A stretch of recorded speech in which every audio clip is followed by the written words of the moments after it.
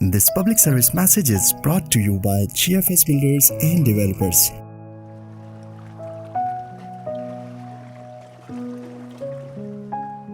अस्सलाम वालेकुम। वालेकुम अस्सलाम अमीन भाई। भाई ये खरबूजे क्या हिसाब दिए और ये तरबूज? अमीन भाई खरबूजे सबको 100 रुपये लगाए हैं, आपको 80 रुपये लगा दूंगा, और तरबूज 60 रुपये हैं, आपको 50 रुपये लगा दूंगा। तो बेटा एक काम करो कि इसमें से 2 किलो तो हमें खरबूजा दे दो और 1 दाना है तरबूज का निकाल दो। नहीं ये थैली छोड़ दो अपनी, ये हमारा तो इसमें रख दो भाई। तो ज़रा देख के देना यार, अच्छा हो मीठा। अमीन भाई आप खुद ही देख लें, जो आपको अच्छा लगे वो ले लीजिएगा। अगर हमें इतनी पहचान होती तो फिर क्या बात थी, अपनी मर्जी डाल दो, अच्छा अच्छा लगा। दादू एक बात तो बताएं, बेटा पूछिए। ये आप अपने साथ कपड़े का थैला क्यों लेके आते हैं? बाकी सब लोग तो कुछ भी नहीं लेके आते, वो तो शॉपर में ही सामान ले जाते हैं और फ्री में भी शॉपर मिल जाते हैं। बेटा इसकी 2 वजह। एक वजह तो ये कि ये जो प्लास्टिक की थैलियाँ देख रहे हो, जो शॉपर कह रहे हो, ये लोग इसकी एहतियात नहीं करते। ये जब ले जाते हैं तो सौदा निकालने के बाद इनको फेंक देते हैं। अच्छा अब ये हवा से उड़ के नालियों में, गटर में, ऐसी ऐसी जगहों पे जाके फंस जाती हैं। तो जो गटर से गंदा पानी गुजरना होता है वहाँ जाके इसको ये ब्लॉक कर देती है, ये घुलती नहीं है पानी में। उससे क्या होता है, गटर बंद हो जाते हैं, पानी सड़कों पे आ जाता है, गलियों में आ जाता है, जो नमाजी आ रहे हैं उनके कपड़े ख़राब होते हैं। अच्छा इस कपड़े के थैले में क्या होता है, जैसे हम धो लेते हैं दोबारा इस्तेमाल कर सकते हैं, इसमें ये बड़ी आसानी है।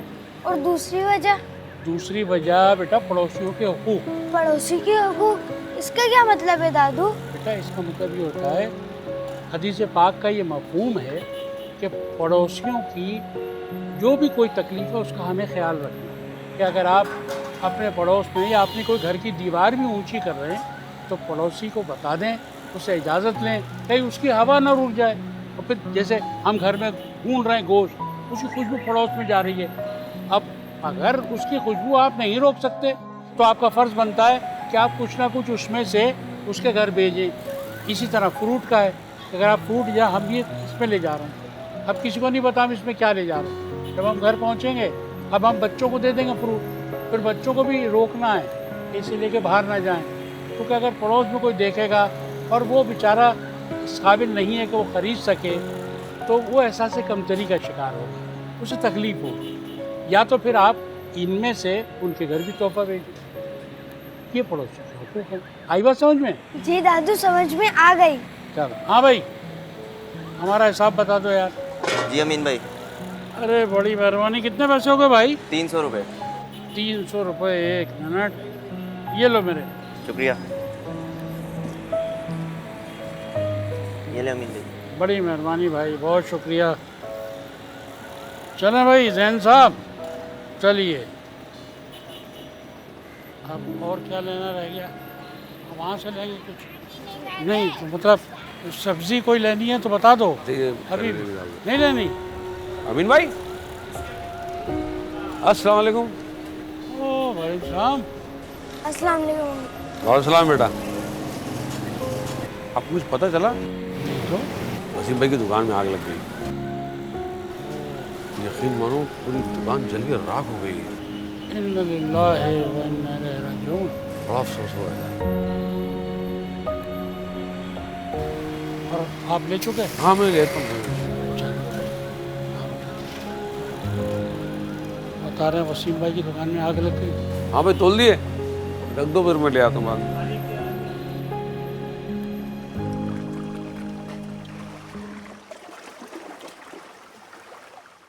खुदा हिदायत दे ऐसे लोगों को, शो ऑफ के चक्कर में अपने साथ साथ दूसरों का नुकसान भी करते हैं। सही कह रहे हैं आप, किसी ने मना थोड़ी किया कि अपनी खुशियां सेलिब्रेट मत करो, मगर आजकल जब तक शोर शराबा करके आतिशबाजी करके दुनिया को ना दिखाएं, इन्हें मजा ही नहीं आता। अरे करें, जो भी करना है आतिशबाजियां करें, लेकिन हर चीज का एक तरीका होता है। आपने अपनी खुशियों के चक्कर में किसी बेचारे की सारी जिंदगी की कमाई फूंक दी। तो सुना है वो पुलिस ने उन्हें पकड़ भी लिया है। हाँ पकड़ा है 4 लड़कों को, लेकिन उससे क्या होता है?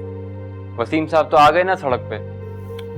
नहीं बेटा, अल्लाह बड़ा कारसाज, वो कोई ना कोई इसका एक सबील बना देगा।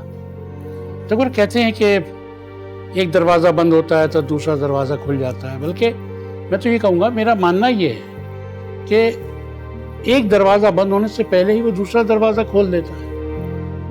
बस होता यह है कि हमें उसे ढूंढने में देर हो जाती है, बल्कि बाज़ दफ़ा तो पहले ही मिल जाता है।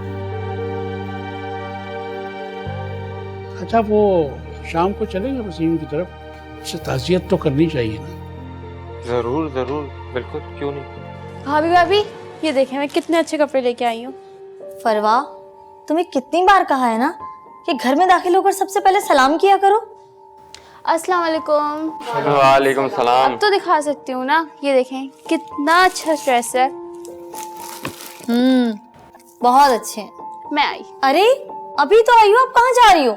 हानिया के पास, रात से उसका सेल ऑफ है, उससे मिल भी लूंगी और ये सूट भी दिखा दूंगी। बेटा रुको, एक काम करो, तुम्हें जाना है तुम जाओ, ये कपड़े यहीं छोड़ जाओ। क्यों, क्या हुआ भाई?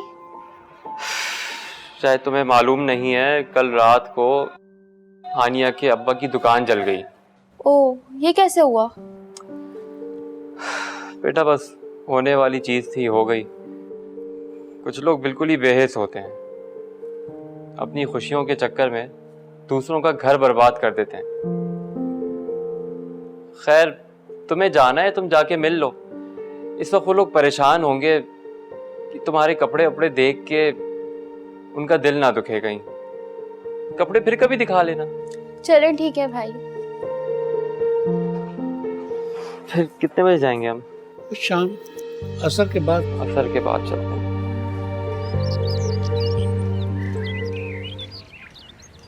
पप्पू, मोबाइल पर्स में रख लें, आजकल बहुत छिन रहे हैं, और देखकर चलें कहीं ठोकर ना लग जाए। तुम छोटे हो ना, छोटे ही रहो, मेरे पापा बनने की जरूरत नहीं है।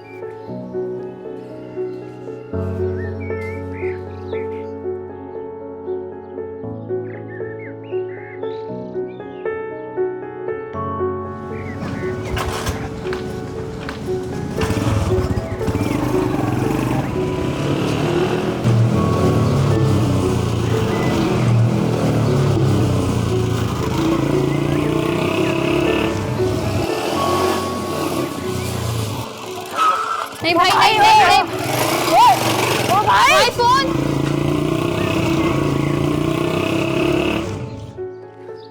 कभी कभार छोटे की भी बात मान लेनी चाहिए। तुम चुप कर जाओ, एक तो मेरा फोन चल गया, ऊपर से तुम। अब घर चले। चलो।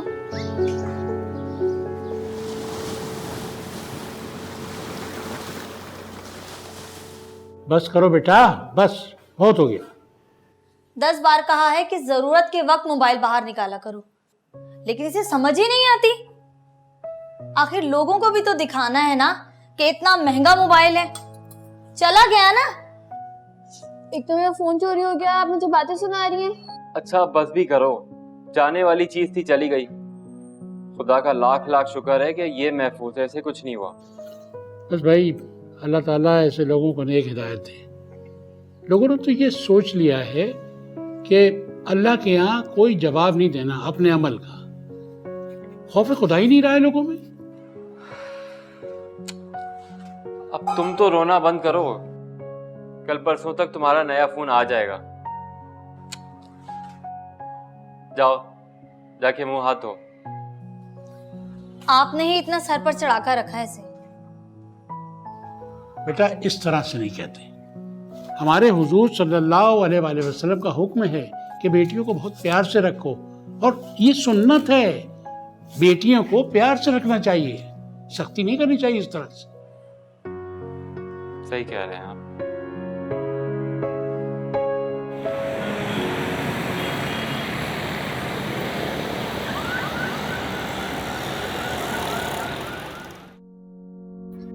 अब क्या करेंगे अंकल?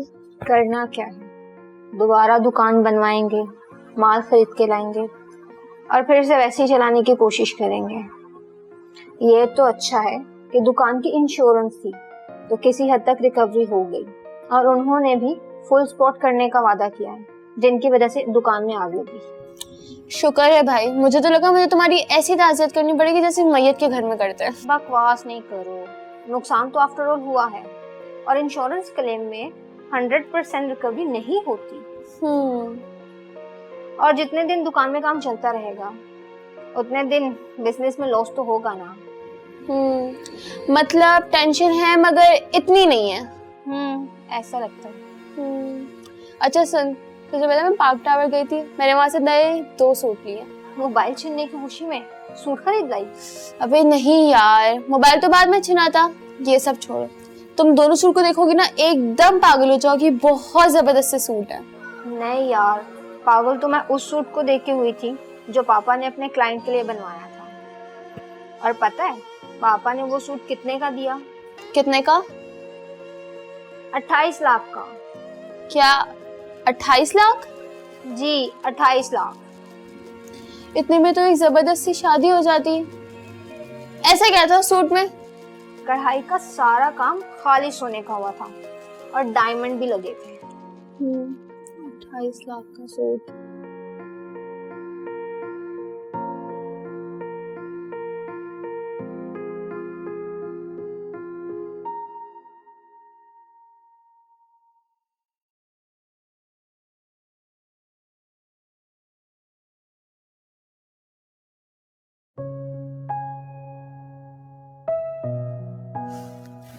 भाभी, भाभी, भाभी आए ना थोड़ी देर।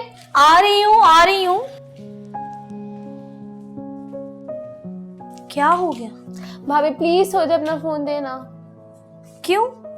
अब क्या हुआ? अब तो तुम्हारा मोबाइल आ गया है ना। वही ना, इस फोन की पिक्चर लूंगी, आपके फोन से और फेसबुक पे अपलोड करूंगी ताकि सबको पता चल जाए कि मेरा नया फोन आ गया। तुम ऐसी कोई हरकत नहीं करोगी। और इंतहाई फजूल होते हैं वो लोग जो पिज्जा खाते हुए या किसी रेस्टोरेंट में बैठकर और अपनी महंगी महंगी चीजों के पिक्चर्स लेकर फेसबुक या सोशल मीडिया पर अपलोड करते हैं। उन्हें अंदाजा भी नहीं कि उनकी इस हरकत से कितने महरूम लोग एहसास कमतरी का शिकार होते होंगे। बल्कि तुम्हारे भैया भी साफ साफ बोलकर गए कि तुम्हें मोबाइल उसी शर्त पर मिलेगा कि तुम इसको कॉलेज नहीं लेकर जाओगी। तुम वहां अपनी दोस्तों को ले जाकर दिखाकर उन्हें भी जेलस फील करवाओगी। पता नहीं उस कॉलेज में पढ़ाने के लिए उन बच्चियों के माँ बाप कितनी मेहनत करते होंगे और कितने गरीब घरों की बच्चियां वहां पढ़ती होंगी। और तुम उनके सामने अपनी महंगी महंगी चीजों की नुमाइश करोगी तो उनके दिल पर क्या गुजरेगी? क्या मुसीबत है भाभी? हानिया को अपने कपड़े मत दिखाओ, उसका दिल छोटा हो जाएगा। फोन की पिक्चर अपलोड ना करो फेसबुक पे, एहसास कमतरी का शिकार हो जाएंगे लोग। कॉलेज फोन लेकर मत जाओ, उनका दिल छोटा हो जाएगा। आखिर करूं क्या मैं? जो मर्जी करो, मगर ऐसी कोई हरकत मत करना कि जिससे किसी में एहसास महरूमी पैदा हो, समझी?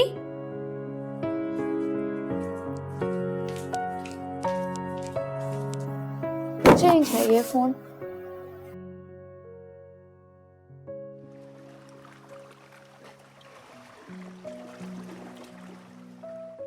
अस्सलामु अलैकुम वरहमतुल्लाहि वबरकातुह। अस्सलाम वालेकुम बाबा। वालेकुम अस्सलाम। वालेकुम अस्सलाम। मेरा बेटा, बेटा सलाम के जवाब में सलाम नहीं करते, बल्कि सलाम का प्रॉपर जवाब देते। जी सॉरी बाबा। कोई बात नहीं, लेकिन आइंदा भूलना नहीं इस बात को, ठीक है? अरे वाह भाई, आ गया आपका नया मोबाइल? जी आ गया। तो इतने बुझे हुए लहजे में क्यों बता रही हो इतनी खुशी की बात? बाबा ये सब छोड़े, ये देखें कितना प्यारा सूट है। नहीं, बहुत अच्छा सूट है भाई। हम अपनी बेटी फरवा की शादी में इससे भी अच्छा सूट लाएंगे। इससे भी प्यारा सूट? मजाक कर रहे हैं बाबा, आपको पता है पूरे 28 लाख का है ये। फरवा, बोलने से पहले सोच तो लिया करो कि कौन सी बात करनी है और किसके साथ कर रही हो। अरे बेटा, इससे क्यों डांट रही हो? वो सही तो कह रही है। आज कौन अपनी बच्ची को 28 लाख का सूट पहना सकता है?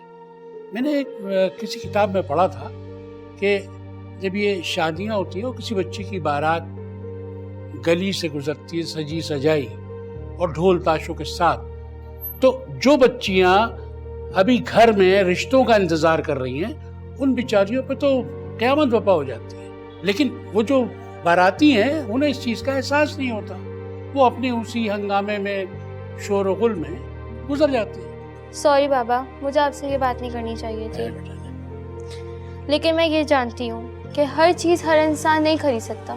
यही बात मैं तुम्हें उस वक्त समझा रही थी जो तुम्हें अब फील हो रही है। जिस तरह अभी ये सूट देखकर तुम्हें महरूमी का एहसास हो रहा है ना, बिल्कुल इसी तरह उन बच्चियों को भी होता होगा जो तुम्हारी तरह महंगे मोबाइल और महंगी चीज़ें अफोर्ड नहीं कर सकती। जी भाभी, आप सही कह रही हैं। मुझे अब समझ आया कि हमें किसी को भी किसी भी तरीके से शो ऑफ नहीं करना चाहिए। मैं वादा करती हूँ मैं आपसे कभी भी किसी को भी शो ऑफ नहीं करूँगी, प्रॉमिस। जीता रहे मेरा बच्चा। शाबाश। हर वक्त पर डाटा करो भाई। बेटा बेटा तुम अपना मोबाइल देखो।